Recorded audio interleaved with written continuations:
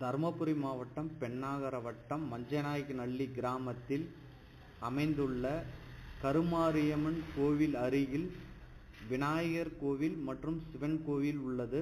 பழமையான கோவில். இந்த கோவிலை புதுப்பிக்க வேலை செய்து வருகிறோம். இதன் உள்வேலை டைல்ஸ் மற்றும் தரைப்பகுதி மார்பிள் கல் ஒட்டுவதற்கு பணம் தேவைப்படுகிறது.